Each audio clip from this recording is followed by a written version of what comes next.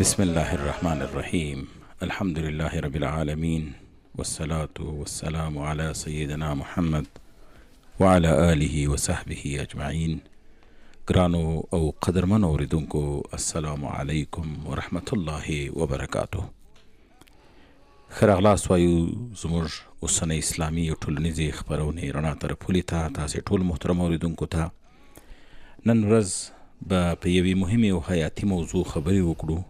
هغه موضوع چې د هر کور، هرې کورنۍ او د ټولنې ټولې راتلونکي سره تړاو لري، او هغه ده د ماشومانو سالمه روزنه. ماشومان د الله تعالی ستر امانت، د کورنۍ زینت او د راتلونکي نسل مشران دي. که نن یې سمه روزنه وکړو، سبا به مو ټولنه له علم، اخلاقو او تقوا څخه ډکوي. الله تعالی فرمای: اعوذ بالله من الشیطان الرجیم، یا ایها الذین آمنوا قوا انفسکم واهلیکم نارا. ای مؤمنانو، خپل ځانونه او خپل کورنۍ د دوزخ له اور څخه وساتئ. انشاءالله په دې موضوع به په تفصیل سره خبرې وکړو. زه او محترم کاشفي صاحب او تاسې ته هم په خپرونه کې ګډون امید کوو چې په دویمه برخه کې را سره ګډون وکړئ او د خپرونې د موضوع په تړاو به را سره خپل ښکلي نظریات، تجربې او معلومات شریک کړئ په 0 درویشت لس 942 او 0 درویشت لس 942. ګران مولوی صاحب ستړي مشئ، خدای راوله. بخیر و سلامت باشین. ما هم به نوبت خود سلام و خسته نباشید دارم خدمت شما شایع نصیب عزیز و نصیب بخش تکنیکمان و پرودیسر گرامی و همه شما شنونده های عزیز و دوست داشتنی. امیدوار هستیم که تا این دم صحت و سلامت بوده باشین و از گزند روزگار در حفظ و پناه الله متعال بوده باشین. دوستان عزیز، قسمی که برای شما معلوم است، همه روزه ما از ساعت 11 الی 12 بجه در خدمت شما قرار میگیریم با پیشکش کردن موضوعات جدید، موضوعات تازه، موضوعاتی که واقعا امت نیازمندی یاد گرفتن و فهمیدن این موضوعات هست. در خدمت شما هستیم. امروز هم خوشبختانه به فضل و کرم الله متعال با صحتمندی و تندرستی که الله متعال همه مریضای اهل اسلام را شفای عاجل و کامل نصیب بگردانه، باز هم در خدمت شما دوستان قرار گرفتیم. موضوع امروز ما هم در رابطه به چگونه یا تربیت سالم و درست فرزندان در اسلام است. یعنی الحمدلله در هر خانه که میبینیم 5 تا فرزند، اطفال، کودک، اولاد وجود دارد، زیادتر کمتر، ولیکن نسبت به تربیت میبینیم خیلی توجه کم صورت میگیرد. فرزندان تولد میشن با حال خود رها میشن، فرزندان به دنیا میان با حال خود رها میشن. اینها به مدرسه خوب برده نمیشون، به مکتب خوب برده نمیشون، متاسفانه به مدارس برده نمیشون، متاسفانه به پیش بهترین استادها برده نمیشن. و ما این قسم امیدوار هستیم که خداوند همون قسم فرزندان ما را تربیت بکنه. دوستان عزیز، این امکان ندارد تا که ما والدین و ما پدر و مادرها زحمت نکشیم، تلاش نکنیم، واقعا فرزندان ما خود به خود آنها تربیت نمیشوند. پس بر ما والدین، بر ما پدر و مادر و اولیای کرام لازم است و این شرط است که در پی تربیت درست فرزندان خود بسیار تلاش زیاد و مصاریف هنگفتی بکنیم، چون فرزندان ما یک سرمایه گذاری بزرگ و عمده برای دنیا و برای آخرت ما و شما قرار می گیرند. مننه کاشفی صاحب. بخیر باشید. محترم اوریدونکو، موضوع د ماشومانو سالمه روزنه په دې هکله به تاسې هم را سره شیر کړئ. تاسو د خپرونه د شریعت غږ راډیو له څپو څخه په 93 FM 105.2 FM کې را سره اورئ. محترم او قدرمن اوریدونکو، ماشومان د هر ملت تر ټولو ستره پانګه او د راتلونکي مشران دي. که د هغوی روزنه سمه وي، راتلونکی به مو روښانه وي، او که غفلت ترې وشي، د ټولنې لپاره به سترې ستونزې رامنځته شي. اسلام ماشومانو روزنې ته ځانګړې پاملرنه کړې او والدینو ته یې دا ستر مسؤلیت سپارلی دی. روزنه یوازې د خوړو، جامو او ښوونځی برابرول نه دي، بلکې د ماشوم عقیده، اخلاق، عبادت، شخصیت، علم، ادب او ټولنیز چلند په سمه توګه جوړول دي. ماشومان د سپینې پاڼې په څیر وي. هر څه چې پرې ولیکل شي هماغه ورسره پاتې کیږي. د الله تعالی پیژندنه او د دین سره مینه دا هغه د سالمې روزنې ګټې دي.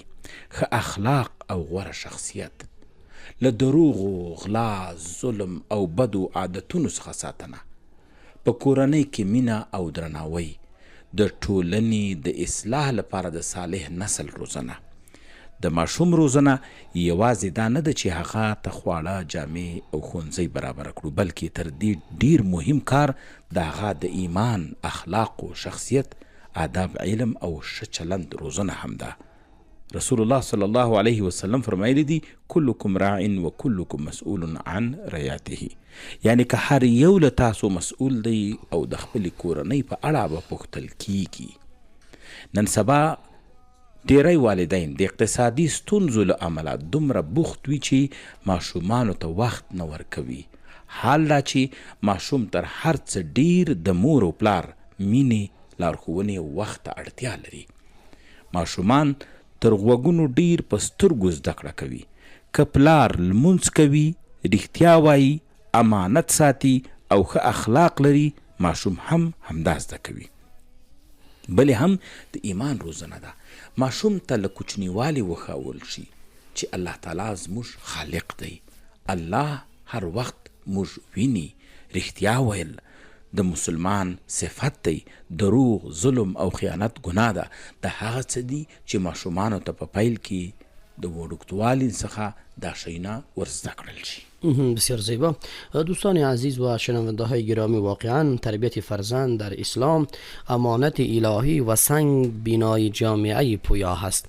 اگر ما خواسته باشیم که در خانواده و کانون پرمهر فامیل و خانواده ها ما باید فرزندان درست تربیت بکنیم، فرزندانی که واقعا ما به امانات الهی وفا کرده باشیم و اگر خواسته باشیم و سنگ تاداب های جامعه را به شکل درست اساس گذاشته باشیم، ما مجبور هستیم که فرزندان خود را درست تربیت بکنیم. چرا؟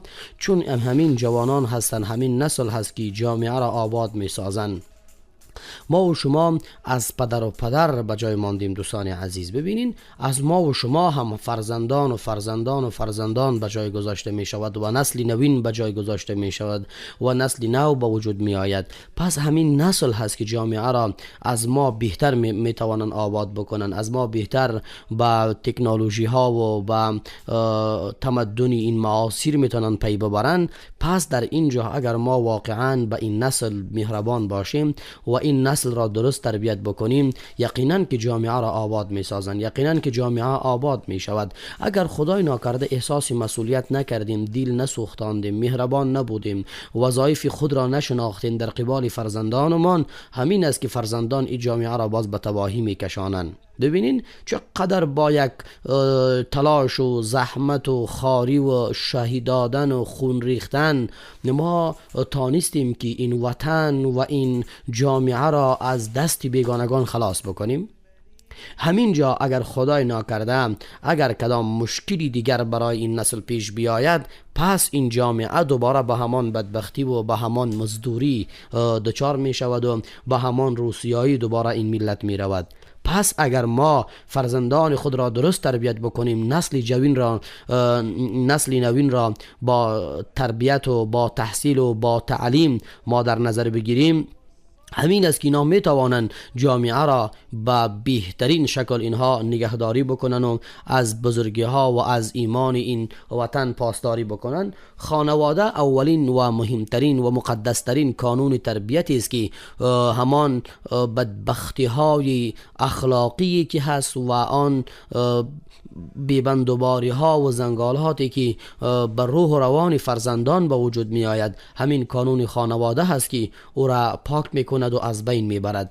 اسلام به فرزندان به چشم یک ملکیت شخصی یا ابزار برای مفاخرت دنیوی نمی نگرد، بلکه آنان را امانت الهی، تعهد و آزمایش و نعمتهای پاک می داند که قلبهایشان مانند آینه صیقلی آماده پذیرش هر نقش و نگاری است. فرزندان ما از پدران خود هر کار کردی را که مشاهده بکنن، هر عمل کردی را که مشاهده بکنن، هر گفتار و رفتاری که مشاهده شود، فرزندان آن را به خود میگیرند، فرزندان او را عملی میکنند، فرزندان تأثیر میپذیرند و فرزندان چنان ذهنیتی دارند و اطفال چنان ذهنیتی دارند که دوستان عزیز برای گرفتن هر نوع تمرین و هر نوع برنامه اینها آماده هستند. در تربیت درستی فرزندان دوستان عزیز در سیره پیغمبر اکرم صلی الله علیه و سلم فرایند جامع، هدفمند و مشفقانه وجود دارد. این فرایند از انتخاب همسری شایسته و نام نیکو آغاز می شود. اگر ما مادرانی خوب و شایسته به فرزندان خود انتخاب بکنیم، خدای ناکرده دور از خواهرانی عزیزی ما، دور از خواهرانی با عفت و پاک دامنی ما، اگر ما به دنبال مادرانی بی‌بندوبار، به دنبال همسرانی بی‌بندوبار، به دنبال کسانی بگردیم آنها چندان پاک و با عفت و آنها با دین و با ایمان نیستند، از اینها دوستان عزیز فرزندان درستی به وجود نمی آید. یقین بکنین به این خاطر که وقتی که این خواهر و این مادر متوجه بزرگی خود نبود، متوجه پاکی خود نبود، متوجه نام و نشان خود نبود، این برای تو فرزندانی خوب به بار نمی آرد، فرزندانی با ایمان به بار نمی آرد، فرزندانی با خدا و با اخلاق به بار نمی آرد. فرزند هم که تولد شود باز هم با همان کارهای خود مصروف است، باز هم از اندیشه‌ای که دارد با همان اندیشه مشغول و مصروف است. او چندان وقت نمیته تا برای تو فرزندی خوب تربیت بکند و دیگر نام نیکو برای فرزندان خود دوستان عزیز انتخاب بکنیم. از همین جا آغاز شده و با تزریق محبت بی قید و شرط، تکریم شخصیت، رعایت عدالت و آموزش تدریجی تکالیف دینی و اخلاقی ادامه پیدا میکنم. پیغمبر اکرم صلی الله علیه و سلم همین است که بیان میکند باید ما با فرزندان خود و به خاطر رشد معنویت و اخلاقی فرزندان خود باید ما از مراحل سیگانه کار بگیریم. 7 سال اول سیادت و محبت است، 7 سال دوم ادب و آموزش است و 7 سال سوم همراهی کردن تا که کاملترین الگو و روانشناختی که در تربیتی فرزندان و بشریت میبینیم که مهم و اثر دارند برای فرزندان خود تقدیم بکنیم. اینجاست که ما میتونیم دوستان عزیزم با این 3 مرحله دورانی برای جامعه فرزندان درست، فرزندان سالمی را ما تقدیم کرده باشیم. مننه محترم. بخیر درنو اوریدونکو، ماشومان په کورونو کې د نن ورځې کوچنی غړي دي، خو د سبا ورځې د ټولنې پراخ، پیاوړي او روښانه راتلونکي جوړوي. له همدې امله اړینه ده چې خپل اولادونه له همدا اوس نه په سمه، سالمه او په ښه تربیت سره وروزو. د ماشوم ښه روزنه یوازې د ښوونځي یا تعلیمي بنسټونو مسؤلیت نه دی، بلکې تر هر څه وړاندې د مور او پلار اساسي دنده او ستر مسؤلیت ګڼل کیږي. د ماشوم شخصیت جوړونه د ژوند له لومړیو شیبو پیلیږي. د مور غیږه د ماشوم لپاره لومړنی ښوونځی ده، ځکه د ماشوم ذهن په دې پړاو کې د سپین کاغذ په څیر وي. هغه څه چې ماشوم په دې وخت کې ویني، اوري او احساسوي د هغه پر راتلونکي ژوند ژور اغیز کوي. له همدې امله مور او پلار باید د خپلو خبرو، کړنو او چلند په اړه ډیر هوښیار او محتاط واوسي. ماشومان باید په مینه، زغم او صبر وروزل شي. هر ډول تند غبرګون، وهل، سپکاوی او پرله پسې له یوه کار منع کول د ماشوم په ذهن کې ضدیت، ویره او بې باوري پیدا کوي. غوره دا ده چې ماشوم ته په آرامه لهجه، ښه مثال او منطقي دلایلو سره لارښوونې وشي، څو په خپله د سم او ناسم ترمنځ توپیر زده کړي. د فکري ودې ترڅنګ ماشومانو لپاره دینی، اخلاقی او ټولنیزه روزنه هم ځانګړی اهمیت لري. ماشومان باید له کوچنیوالي د دین له بنسټیزو ارزښتونو، د خدای تعالی له پیژندنې، رښتینولۍ، امانتدارۍ او د عبادت له هغه مکمل مفهوم سره بلد شي. همدارنګه د هیواد سره مینه او ټولنیز مسؤلیت باید ورو ورو د هغوی په ذهن کې ځای پر ځای شي. ماشوم د کور له چاپیریاله زده کړه کوي. که په کور کې بدې خبرې، جګړې، دروغ، سپکاوی او بې احترامۍ موجودې وي، ماشوم همدا کړنې عادي ګڼي او په خپله یې هم عملي کوي. له همدې عمله اړینه ده چې د کورنۍ فضا د مینې، درناوي، تفاهم او یو بل د منلو پر بنسټ ولاړه وي. ماشوم ته شکنځل ورښودل یا ناوړه خبرې ورسره کول د روزنې او پالنې پر وړاندې ستره تېروتنه ده. کله چې ماشوم ناسم کار ترسره کړي، باید په نرمه، عاقلانه او ښوونیزه طریقه ورسره چلند وشي. د وهلو او سزا پر ځای باید د هغه کار پایلې، زیانونه او بدې اغیزې ورته تشریح شي. دا ډول چلند د ماشوم فکر پیاوړی کوي او هغه د سرکشۍ، ویرې او کینې له احساسه ژغوري. ماشوم باید د خبرو کولو، پوښتنو کولو او خپل نظر څرګندولو فرصت ولري. که یې خبرې ناسمې هم وي، باید په درناوي، حوصلې او نرمۍ اصلاح شي، نه په سپکو او توهین لرونکو خبرو باندې. دا طریقه نه یوازې د ماشوم اعتماد او په ځان باوري پیاوړی کوي، بلکې ټولنې ته یو متوازن، با اخلاقه او مسؤل انسان وړاندې کوي. په پایله کې ویلی شو چې د ماشوم سالمه روزنه د یوې سالمې ټولنې بنسټ جوړوي. که مور او پلار له کوچنیوالي د مینې، اخلاقو، دینی ارزښتونو او سمې لارښوونې له لارې خپل اولادونه وروزي، نو راتلونکی به یې روښانه، خوشحاله او هوسا ژوند به ولري. بسیار زیبا. دوستان عزیز، واقعا بی‌توجهی کردن در بخش تربیت فرزندان و خانواده یکی از سخت‌ترین و یکی از گناه‌ترین کار و فعلی هست که بعضی ها انجام میتن. عواقب شوم و گناه شرعی بی‌توجهی به فرزندان در اسلام: حقوق فرزندان بر والدین پیش از حقوق والدین بر فرزندان آغاز می شود.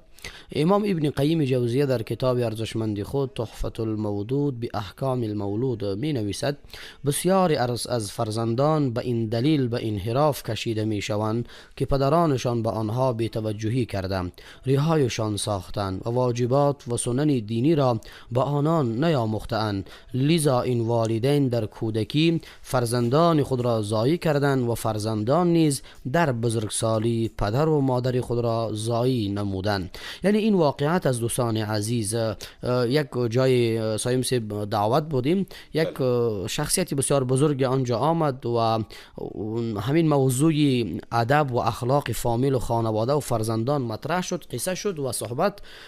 پدر بسیار اظهار خوشحالی از فرزندان خود کرد. پدر مسافید بود ولیکن برای فرزندان خود دعای دولت میکرد، دعای خیر میکرد و واقعا فرزندانش هم تمامشان تقریبا 7-8 تا فرزند داشت. همه ایشان دارای سرمایه بسیار بزرگ و هنگفتی بودند. همه ایشان خانه های جدا الحمدلله در داخل و در خارج. یعنی واقعا خیلی ما افتخار کردیم، خوشحال شدیم که همچون اولاد، همچون اطفال الله برای هر کس نصیب نمیکنه. اینجا وقتی که علت را پرسان کردیم، این پدر مسافید بود. این گفت ما تقریبا 7 سال مادرم کسی بود که از حرکت مانده بود، این را ما با شانه های خود پشت میکردم، هر طرف میگرداندم. و حتی گفت وقتی جایی که مهمانی که صورت میگرفت و ما را دعوت میکردن قوم و فامیل و خیش، او را ما با پشت میگرفتم و در موتر میشاندم، با موتر میبردم، با بلاک بالا میبردم، پایین میآوردم، پیش دکتر میبردم. یعنی 7 سال مادر که از پای مانده بود، ما او را جمع و جور میکردم و ترتیب و تنظیم میکردم. دوستان عزیز، خیلی سخت است. یعنی واقعا برای 7 سال ما و شما، یک کسی برای ما میآید باریدوش 2 روز، 1 هفته، 1 ماه ما به فغان میاییم، صدایمان میبرایه، ولیکن 7 سال خیلی تحمل بکار است، خیلی صبر نیاز هست. که این پدر یاد کرد که من مادر خود همین قسم پشت میکردم و دعای مادر خود گرفتیم. نیمه های شب نیاز پیدا میکرد، به او میرسیدم و در اتاق ایش استراحت میکردم که هرچی که نیاز برش پیش میشود، ما اولین کسی باشم که نیازی او را رفع بکنم. و در همین نیمه های شب دستای خود بلند کرده و مرا دعای دولت کرد. میکرده. امروز که میبینیم الحمدلله فرزندان ما هر کدامش صاحب نواسه هم شده، ولیکن باز هم به ما آنقدر احترام قائل هستند، آنقدر به ما توجه میکنن که الله براشان خیر نصیب بکنه، جنت خدا براشان نصیب بکنه. یعنی این دعاهایی بود که یک پدر برای فرزند خود بیان میکرد. چرا؟ از خوبی فرزند. پس اینجا از مکافات عمل غافل مشو، گندم از گندم بیروی جوزی جو. یعنی ما هر قدر که توجه بکنیم به حقوق پدر و مادر، به حقوق فرزندان، دوستان عزیز همین قسم فرزندان را بفهمانیم، فرزندان با ایمان بار بیاین، فرزندان با اسلام بار بیاین، مفهوم و ارزش های اسلامی و خدماتی را فرزندان که یاد گرفتن، حتما والدین خود هم آنها ارزش میتن، ارزش قائل میشن. نه اینکه خدای ناکرده فرزندانی بی تحصیل، فرزندانی بی تعلیم ما بار بیاوریم، آنها از حقوق پدر و مادر چی میفهمند؟ آنها از حقوق و از امتیاز و زیبایی های پدر و مادر چی میفهمن؟ غیر از این که در مقابل پدر و مادر گستاخی و بی‌ادبی بکنن، دیگر هیچ هنر دیگری دوستان عزیز نمی داشته باشند. بالکل ساس خبره جناب کاشفی صاحب په ځای ده چې انسان هغه څه چې کوي هغه به بیرته ویني. یعنی هر چا چې د خپل د والدینو د مور او پلار عزت، احترام او د هغوی سمبالنه یې وکړه په سمه توګه، خصوصا په هغه عمر کې چې دوی عمرونه ډیریږي، نو د هغه نتیجه به الله تعالی دته هم ورښیي د په اولادونو په شکل کې. نو انسان چې هر څه کوي هغه به ویني. نو ښه به دا وي چې انسان خپل په اولادونو باندې د تربیت په هکله ډیر متوجه اوسي، ځکه که ته په وړوکوالي کې ماشومانو ته همداسې ښه تربیه، ښه اخلاق، اسلامي مسایل ورزده کړل شي او ورزده کړې ورته، دا به بیرته سبا ستا د زړه سکون وي، ته به ورسره خوشحاله وي. او همدارنګه که چیرې د مور او پلار احترام دې کړی وي، دوی ته دې په دوی ته متوجه شوی اوسیږي، د دوی هغه څنګه چې بعضې ښه خلک خپل د والدینو احترام او ساتي او دوی ته متوجه وي، نو دوی خامخا دا خپل په اولادونو کې دا حرکت بیرته ګوري، ځکه هر څه چې ته کرې هغه به بیرته ریبي. نو الله تعالی دې موږ ته دا توفیق راکړي چې ښه اعمال ترسره کړو، د خپل د چا چې مور او پلار ژوندي وي د هغوی احترام، د هغوی باندې پام ساتل، د هغوی متوجه کېدل، خصوصا په هغه عمر کې چې دوی زړښت عمر ته ځي، سپینږیري کېږي یا سپین سري کېږي او شفقت ته ضرورت لري. په هغوی باندې پوښتنه کول، د هغوی د مریضي نه ځان خبرول، د هغوی خوړو ته متوجه کېدل، دا هغه څه دي چې په هر چا که الله تعالی چاته ژوند ورکړي، نو د حالت په هر انسان راځي، که هغه نر وي که ښځینه وي، چې عمر دې ډېرېږي همداسې به ته هم دا حالتونه ګوري. نو دا بیا هم په دې راځي چې انسان خپل اولاد څنګه تربیه کوي. که چیرې موږ خپل اولاد ښه تربیه کړو، هغوی ته ښه خوی ورکړو، لکه د دوی د عبادت په هکله، دوی د ښو عادتونو په هکله، ځکه ماشومان په مینه د باندې یو څه ډېر زر زده کوي. که موږ په لمانځه په هکله دوی ته د قرآن تلاوت په هکله د ذکر سره او په دې مسایلو کې دوی ته متوجه شو، نو دوی بیا هغه څه کېږي چې په آینده کې هغه څه ترې جوړېږي چې موږ هم ترې راضي وو او الله به هم ترې راضي وي او بیا به موږ هم خپل مسؤلیت ادیاقل خلاص کړی وي. نو ماشوم ته سلام ورزده کول، ادب ورښودل، تواضع ورښودل، د مشرانو احترام ورښودل، په کشرانو شفقت او د خلکو حقونه ورزده کول، دا ټول هغه څه دي چې دا موږ تاسې باید ورزده کړو. یعنی دا مسؤلیت د مور او پلار دی، ځکه اولینه مدرسه په کور کې د مور او پلار بیا بالخصوص ډیر متوجه مور ته دی، ځکه چې پلار خامخا د کوره د باندې وځي، یا په وظیفه یا په کار یا په غریبي یا په میاشتو یا په ورځو مسافر وي. نو همدا مور دا لکه مخکې چې کاشفي صاحب په پیل کې ویل چې تاسو خپل میندې ماشومانو ته خپلې ښې میندې پیدا کړئ، یعنې داسې یو ځای کې واده وکړئ چې هغه کورنۍ په اسلامي اخلاق او سمباله کورنۍ وي، ځکه همدا مور چې ستا ښځه ده، د سبا ستا د ماشومانو مور ده، نو که دا مسلمانه وي، په اخلاقو مزینه وي، ستا اولاد به ډېر ښه تربیه کړي. او همدا چې کله اولاد ښه تربیه کېږي، د دې خیر تا ته، ټولنې ته، ټولو ته رسي او آخرت کې به هم موږ خپل مسؤلیت ادا کړی وي. محترم اورېدونکو، دا و موضوع چې د ماشومانو سالمه روزنې په هکله وه. دلته ځو لنډه دمه اخلو، دمې بعد به تاسو ته وار درکړو، ستاسو ته دا هغه تاسو ته وقف شوی د هغه وخت، نو تاسو موږ سره اړیکې ونیسئ د خپرونې موضوع په تړاو او خپل نظریات را سره په 020 او 0 شمیرو باندې اړیکې ونیسئ. ځو لنډه دمه اخلو. والقابض الباسط والمسعر الله ربنا هو الإله له من الأسماء ما اصطفاه الواحد ای با حجاب خواهرم داری نقاب خواهرم. خواهر مسلمان، قبل از اسلام به تو حق حیات نمی دادند. وجود شما را در جامعه عیب می دانستند. زنده به گور می شدید، مظلوم بودید. اما دین مبین اسلام تو را از این گرفتاری ها و مشکلات نجات داد. مقام، منزلت و عزتمندی به شما داد. تولدت را نشانه سعادت و خوشبختی خانواده دانست. فضائل تربیت، رشد و پاسداری شما را سبب عزت و فلاح همان خانواده گردانید. حضرت انس بن مالک رضی الله عنه از رسول خدا صلی الله علیه و سلم روایت نموده است که آن حضرت صلی الله علیه و سلم فرمودند: هر کس که دو دختر را تربیت کند، غذا و نوشیدنی و سایر ضروریات زندگی آنان را فراهم کند تا اینکه آنها خودکفا شوند، روز قیامت می رسد که آنقدر به من نزدیک می شود. رسول خدا صلی الله علیه و سلم به انگشتان شهادت و وسط اشاره کرد و آنها را به هم وصل کرد. امام احمد بن حنبل رحمه الله وقتی به او خبر دادند که در خانه یکی از دوستانش دختر تولد شده، برایشان گفت به او مژده بدهید که پیامبران علیهم السلام پدران دختر بودند. توصیفی من چهره گلاب خواهرم، چهره گلاب خواهرم. له ابو هريره رضی الله عنه څخه روایت ده، هغه وایي چې رسول الله صلی الله علیه وسلم فرمایل: الله تعالی چې کله جنت پیدا کړ نو خپل مقرب فرشتي جبرائیل علیه السلام ته وفرمایل چې ته ورسه وایې ګوره چې څنګه مې جوړ کړی دی او څنګه نعمتونه مې پکې پیدا کړي دي. جبرائیل علیه السلام چې ورغی جنت او په جنت کې د راحت او لذت هغه وسایل چې الله تعالی د جنتیانو لپاره پکې ځای پر ځای کړي وو یې ولیدل. الله تعالی ته وفرمایل: ای الله، ستا په عزت او عظمت مې د قسم وي چې تا خو جنت دومره ښایسته جوړ کړی دی. زما دا یقین دی چې که هر څوک په حال خبر سي نو هغه به خامخا ځان ورته راورسوي.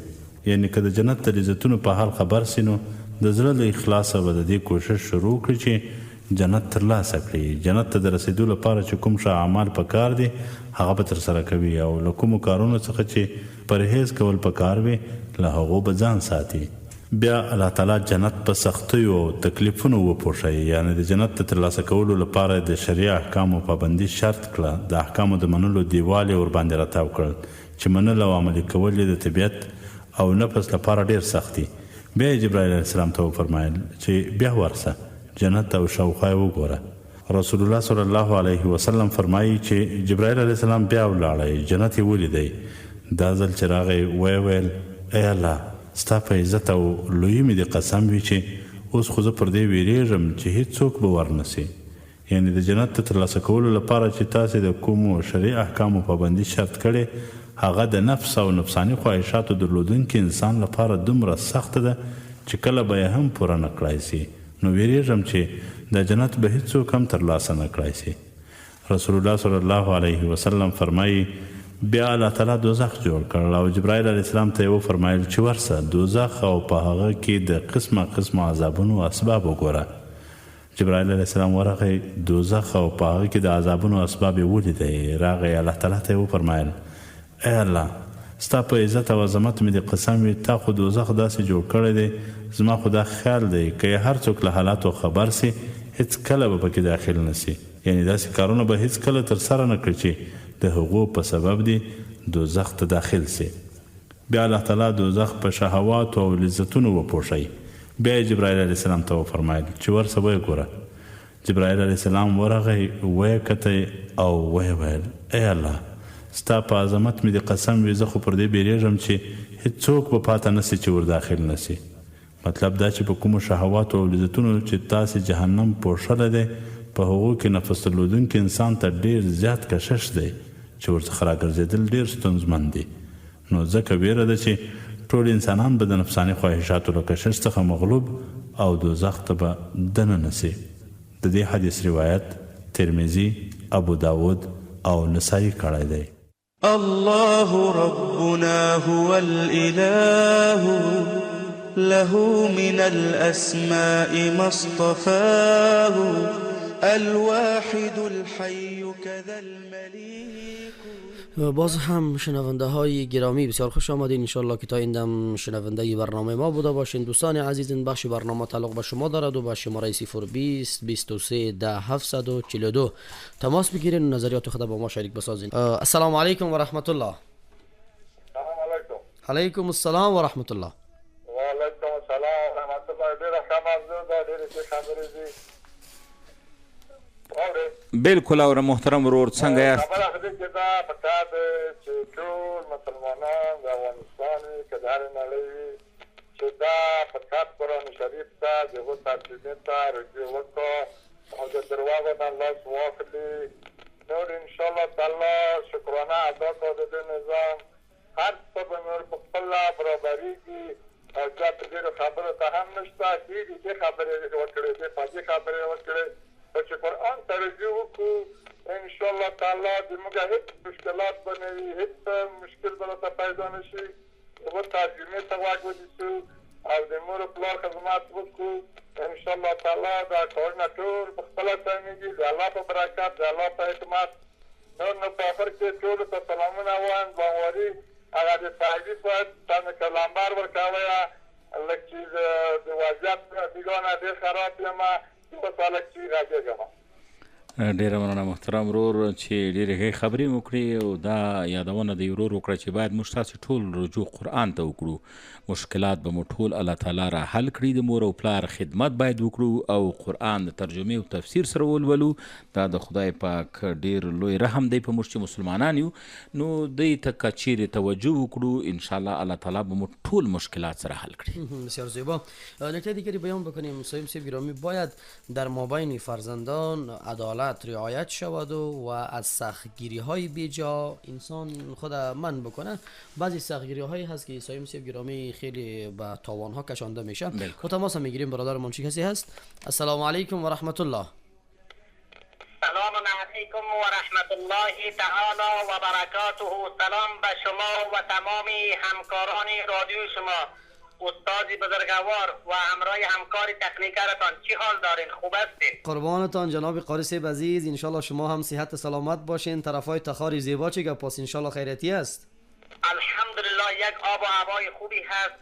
من طرف قندوز، تخار، بدخشان یک آب و هوای خوبی هم داره. ماشاءالله. شما دوستا خالی هست. یک کاش که یک روزی چکر بیایید همراه همکارا. کتابتان مهمان نوازی خوبیش از شما داشته باشید. قربانتان ماشاءالله. در مهمان نوازی خو تخاری زیبا اینها خو نام و نشان دارن. الله متعال شما عزتمند داشته باشه. قاری صاحب عزیز مهربانی. اعوذ بالله من الشیطان الرجیم. بسم الله الرحمن الرحیم. يا أيها الذين آمنوا أنفسكم وأهليكم قودها الناس والحج. صدق الله العظیم. خداوند در سوره تحریم پاره 28 می‌فرماید ای کسانی که ایمان آورده اید خودتان را و اهل و عیالتان را از آتش دوزخ نجات بدهید که آن آتش دوزخ از تنگه ها و چوبه ها و انسان ها می باشد. یعنی خودتان نجات بدهید. از کجا شروع می شود؟ وقتی که در خانواده یک طفلی به دنیا می آید ما برای از او باید اسم خوب بگذاریم و در گوش از او احسان و اقامه گفته شود. برای از نام کتابی و نام قرآنی بگذاریم. محمد، مصطفی، عبدالله اسمهای خوب بگذاریم. عبدالرحمن اسمهای خوب بگذاریم. از سریال ها، از اسمهای هندی، از دیگه سریال ها تقلید بکنیم. اسم دختر باشد عایشه، فاطمه اسمهای خوب بگذاریم که در روز قیامت اولاد اسم خوب افتخار میکند. و دوم زمانی رسد او خطنه حقیقت دارد ندارد و سندی 7 ساله و 8 ساله میره پیش ملا مدرسه تعلیم و درس دینی بدهیم. اون یک چیزی بی آموزد. این اولاد یا فرزند الگوی مادر می آموزد. پدر و مادر الگوی خود را از رسول الله صلی الله علیه و سلم می آموزد. قد کان لکم فی رسول الله اسوة حسنه. ما رسول الله صلی الله علیه و سلم را الگوی خود قرار بدهیم، سنه قرار بدهیم رفتار پیغمبری و کردار پیغمبری داشته باشیم و اخلاق پیغمبری داشته باشیم. این که اولادهای ما از ما خوب و رفتار خوب رفتار خوبی آموزد، نه خدا نکرده از غربی، از سریال ها، از فیلم های هندی همه تقلید بکنیم، تقلید کورکورانه داشته باشیم. این که باعث گمراهی و ضلالت داشته باشد. الله تعالی همه ما و شما را هم در دنیا و هم آخرت عزت نصیب بکند و اولاد خوب نصیب بکند تا اینکه باعث جامعه تحویل جامعه داشته باشیم. در یک موضوع خوبی هست و یک برنامه خوبی هست ما پیشکش کردیم که اولاد خوب و اطفال خوب میتواند به جامعه خدمت داشته باشد. تشکر از برنامه زیبایتان که یک موضوع خوبی شما پیشکش کردیم. قربانتون بخیر سلامت باشین. تماس دیگر رو میگیریم. برادرمون چه کسی هستن؟ سلام علیکم و رحمت الله و برکاته. علیکم السلام و رحمت الله و برکاته. و ما تبسان صدقات سلام السلام آخر تقدیمی که خدا کنم سیاست آسیت داشته باشیم. علیکم سلام محترم استاد عبدالله مهربانی. من الله تعالی در افسان صورت در اجتماعی که مهربانی فرمایی وقضا ربک الا تعبدوا الا اياه وبالوالدین احسانا. دارم استاسره در حکم کړی چې د احساس عبادت وکړي د الله او د خپل رضا سره نږدې اوسئ. همدا شان پاک خدای جل جلاله د مثال صورت په شپږدېرشم آیت کې لوست کوي واعبدوا الله ولا تشركوا به شيئا وبالوالدين احسانا. دواړه خاص د خدای عبادت کوئ چې مو سره شریک وي او د رضا سره نږدې کوئ. رسول الله صلی الله علیه وسلم فرمایلی دي اوزه دې خړه شي، اوزه دې خړه شي، اوزه دې خړه شي او د هغه چا چې مور پلار ژوندی وي او دی جنت ویله ګټي. بل ځای کې رسول الله صلی الله علیه وسلم وایي چې ما عرض وکړ چې هر څه په ما باندې حقدار څوک دی؟ هغه وویل چې ستا مور. ورته وویل چې بیا څوک؟ راته ویل ستا مور. بیا مې چې بیا څوک؟ راته ویل ستا مور. څلورم ځل مې چې وتلی وه ستا پلار. حضرت عبدالرحمن روایت ہے کہ پختنہ وکړه د پیغمبر علیه السلام نه چې الله پاک ته کوم کار ډېر خوښېږي. هغه وویل هغه څوک چې په خپل وخت لمونځ نه کوي او د خدای عبادت نه کوي او د مور پلار سره نیکي وکړي او هغه همیشه خوشحاله وساتي. کوشش وکړي چې مور پلار ونه خفه نه کړي او موږ ته هم حاضره ده چې د مور پلار عزت و عزا همیشه وساتو. په پای کې د جناب انجینر صاحب فرید، سلطاني صاحب، بایار صاحب، ډاکټر صاحب خلیل، نابینا صاحب، ډګروال صاحب، غمخوار، هاشمي صاحب، عزیز اعضای صاحب، مدثر صاحب، هغه څوک چې ما غږ اوري ټول سلامونه احترامات وړاندې کوم. دا صاحب شافي صاحب او تخنیکي همکارانو ته هم سلامونه وړاندې کوم. عبدالله السلام علیکم ورحمت الله وبرکاته. علیکم سلام محترم استاد عبدالله. تاسې نه چې په دې هکله مو خپل بیان د قرآن او حدیثو په رڼا کې بیان کړ. واقعا رسول الله صلی الله علیه وسلم به خپل ماسیان حسن او حسین رضی الله عنهما ښکلول او فرمایلي چا چې پر خلکو رحم ونه کړ الله به پرې رحم ونه کړي. ماشوم په مینه روزل کیږي، نه یوازې په سختۍ. تر ټولو لومړی مور او پلار مسؤل دي، ځکه ماشوم لومړنۍ زده کړه په کور کې کوي. نن سبا د موبایل او ټولنیزو رسنیو اغېزې څومره خطرناکې دي تاسې ټول په دې پوهیږئ، موږ هم پوهیږو. نو باید چې د دغه موبایل څخه یې لرې وساتو، خصوصا هغه ماشومان چې واړه دي، ځکه خوی او فکر یې ډېر خرابوي موبایلونه.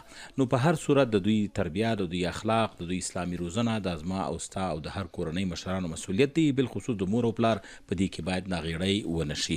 محترمو دلته د لنډې دمې وخت دی، دمه اخلو، له دمې بعد بیا هم راګرځو. تاسې به راسره په خپرونه کې تم شئ. الله ربنا هو الإله له من الأسماء ما اصطفاه الواحد الحي كذا المليك والملك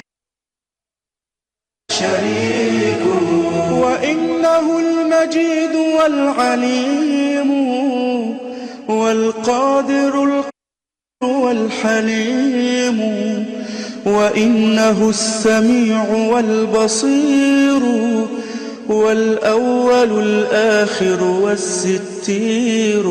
الله ربنا هو الإله، له من الأسماء ما اصطفاه، الواحد الحي كذا المليك، والملك المالك لا شريك، والظاهر الباطن والكبير، والوارث الرقيب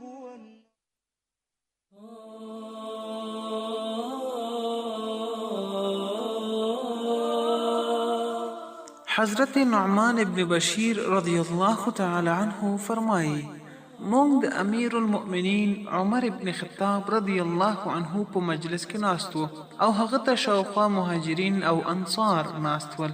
حضرت عمر رضی الله تعالی عنه وویل دا راته ووایاست چې که زه په کوم کار کې سستی وکړم تاسو به ما سره څه کوئ؟ صحابه کرام د ادب په خاطر چوپ وه. امیر المؤمنین خپل خبره 3 ځله تکرار کړه.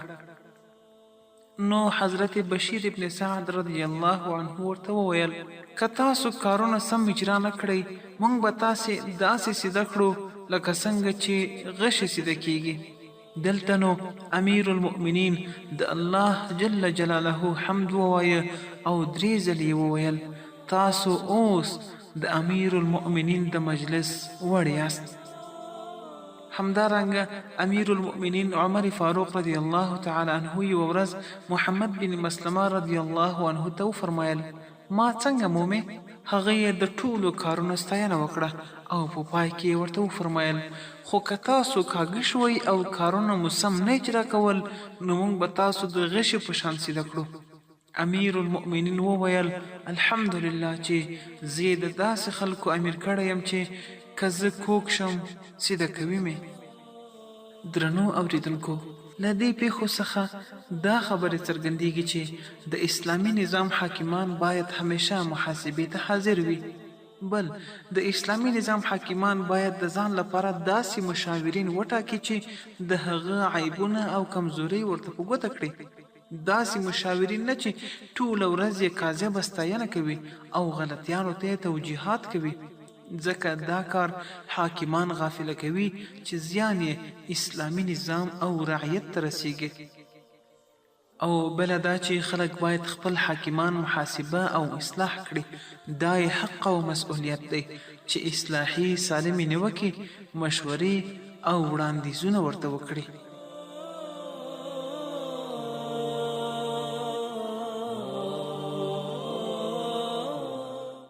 از حضرت جابر رضی الله تعالی عنه روایت است که رسول اکرم صلی الله علیه و سلم فرمودند هیچ نوعی از حسن سلوک و رفتار خوب را حقیر مدان و یک صورت آن که خرج و مصرف هم ندارد. این است که با برادر خود با خندرویی ملاقات کن و این هم حسن سلوک است که از آبهای دلو خود مقدار در ظرف برادر خود بریز. الله ربنا هو الإله، له من الأسماء ما اصطفاه، الواحد الحي كذا المليك. باز هم شنونده های گرامی بسیار خوش آمدین. امید که تا این دم شنونده برنامه ما بوده باشیم. السلام علیکم و رحمت الله و برکاته. السلام علیکم و رحمت الله و برکاته. شب عزیز سلام احترامات تقدیم شما همه شنونده. علیکم سلام جناب غمخوار صاحب، خدا کنه که جور و صحتمند باشین. خوش شدیم که باز هم صدای شما را داریم. سلامت باشین، انشالله که جور و صحتمند باشین. زنده و سلامت باشین. شکر تا دعای شما صحتمند هستم، بسر خوب هستم. هر روز بشنوم قضایمت زیاد هست همه قیق باشم هست وقت ضایع نکنم. دیگه دوستان برسن وقت گلی که دست باقان بخوند بیگوست، گلی که از خندق برمید بندگوست.